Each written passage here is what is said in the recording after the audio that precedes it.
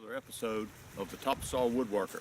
I'm your host, Robert Accardo, and I'm standing here on the banks of the beautiful Topisaw Creek where it enters into the Bochitter River here in southwest Mississippi, in Pike County to be exact. And it's a beautiful February day. The sun is shining. It's about 45 degrees. Yesterday the high was about 80. Today it'll be about 60. Tomorrow it'll be about 70. So if you don't like the weather, as we say down here, just wait 5 minutes. It'll change. Today's video is about milling some American holly logs that I was lucky enough to get. They came from some renovation work that's being done on an historic building here in Pike County, the old courthouse in Holmesville, which is one of the last antebellum courthouses in Mississippi. It seems about 150 years ago, when the South had that little dust up with the North, the federal troops were real good about destroying the courthouses. So Pike County is lucky enough to have one of the last ones, and the tree was damaging the foundation of that historic building, so it had to be removed. And it's actually a double tree, so it gave me 2 logs. And today we will go about the process of milling some American holly into lumber. All right, here we are, and here are the logs that we're going to be milling. We're going to be very careful today because just looking over the logs, I've already found a piece of metal that was between, as I said, it was a double tree, so I've already found a piece of metal in it. And for that reason, I've left old teeth on the sawmill. Don't want to risk the expensive new teeth. But let's take a look at the logs and some of the equipment that we'll be using today.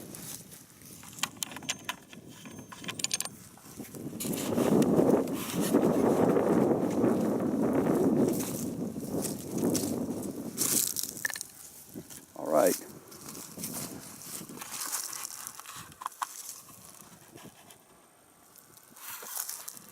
Sorry about the focus issues.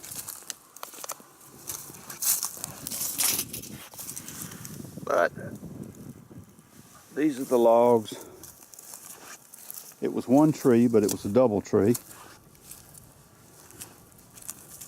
So next step is to buck these down into individual logs, which I will not do on camera because everybody's seen somebody use a chainsaw. But I'll just cut them in the logical places.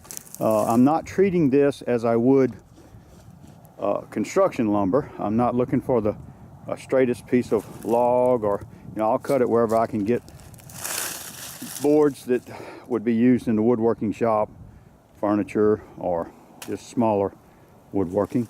So I'll obviously be using a chainsaw. I'll be using this Kubota MX 5200 with a grapple on the front.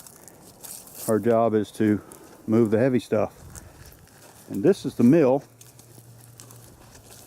It's not a band mill. It doesn't cut like a band mill. It is a mobile dimension mill. They're out of Troutdale, Oregon. And it uses 3 blades. It uses a 26-inch main blade and 2 12-inch edgers. The one on the bottom never moves. It works in conjunction with the main blade. And then the second edger blade is on the top, and it's adjustable. And I'm by myself, so I cannot show you the blade go up and down, but it goes up and down to size the board. This mill cuts a board at a time, not a flitch. With this mill, there is no need for a resaw. The drawback is that I cannot cut all the way through the log in one pass. But that's not a bad trade-off when you consider the productivity of this mill. And then when the boards come off the mill, since they're going to be short, I'm just going to put them in the back of this pickup truck and haul them to the shed.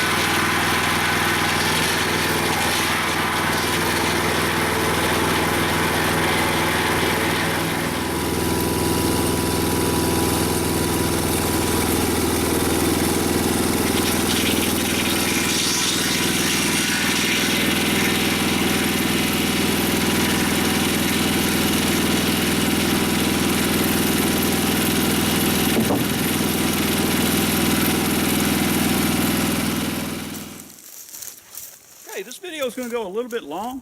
We're finished the milling, but be sure to check in with part 2 and look at the end result of today's work and the beautiful lumber that resulted from that one tree. A double tree, 2 logs, but basically one tree. Thanks for watching.